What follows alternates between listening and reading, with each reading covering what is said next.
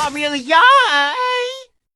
Ngayong araw nga, kakagising ko nga lang At dyan. ano pa ba yan? Nung oras na naman nagising yung EA na yan. Pagkagising ko nga dito, binuksan ko muna dito yung bintana. At ayun na nga, tanghali na nga dyan. O diba, laging tanghali nagigising ang above na yan. At pagkatapos ko nga dyan, inayos ko nga tong kama ko para naman makababa na ako. At syempre nga, pagkaayos ko nga ng kama ko dito, nagsuklay na muna ako dito. Ano yan? Na para bang hindi tigasin ng buhok? Hindi. At syempre, naglagay muna ako dito ng bitres para naman hindi malansahin ng buhok. Hindi. Pagkatapos ko nga magsuklay, bumaba na nga ako dito. At syempre, nakasalubong ko na naman tong si Totis. Malubong na naman sa akin, diba? Grabe, nagingin na naman siya ng pagkain kahit kakakain na. Pagkagising ko nga, dumiretso agad ako dito sa banyo para maghilamos. Na para bang naghihilamos talaga siya, hindi. Ayan, kunwari pa siya nagsasabon ng mukha pero hindi talaga niya ginagawa yan. Hindi ginagawa. At ayan na nga, for the first time, mag-toothbrush din ng EA. Hindi.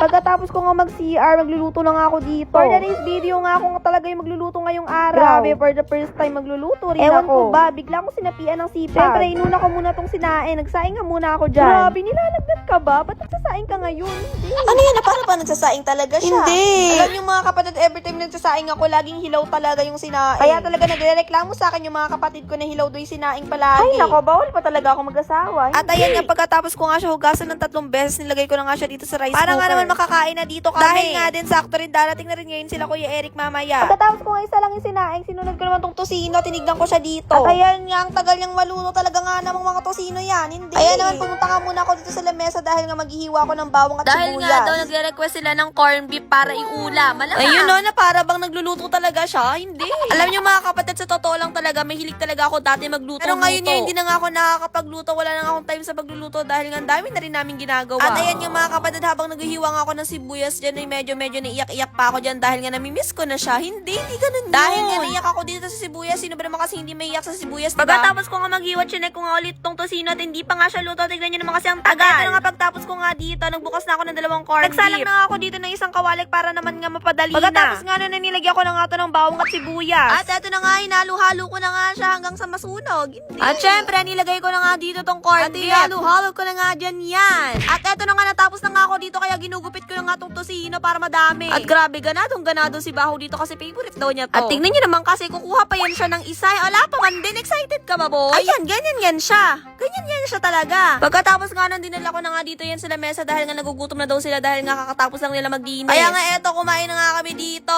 At syempre, hindi natin makakalimutan magdasal at salamat sa Diyos. At eto na nga, nagsimula na nga kami kumain dito at ganadong-ganado nga si Bao sa niluto kong corned beef. Dahil nga daw mas masarap pa daw sa kanya. Hindi.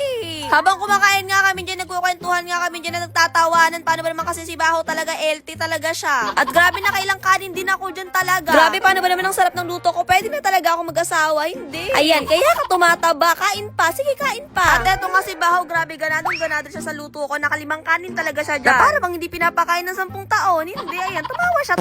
Hindi bagay yun. Pagkatapos nga namin kumain dyan, naligo na nga ako kaagad dito. Dahil nga anong oras na rin naman. Pagkakit ko nga dito, nakasalubong ko na naman tong aso namin. At ayun na nga, nakabihis na nga ako dyan at nag-ayos na ako. At ayun na naman tayo, magtatagal na naman tayo kakaayos dito talaga. At ayun na nga, magagabi na nga dyan, kakaayos ko dyan. Napakatagal ko talaga mag-ayos. At finally, ayan na, nakapag-ayos na ka. Kaya naman pagtapos ko dito, bumaba na nga ako. At dito na nga sila Ate Kim, Kuya Yuki at Kuya Kim. Sila Kuya Eric, hindi ko na nabutan dahil nga nakatulog na sila sa taas. At dito na nga nagtatapos sa mga ganap ko sa buhay at yun lang, bye! Pamilya!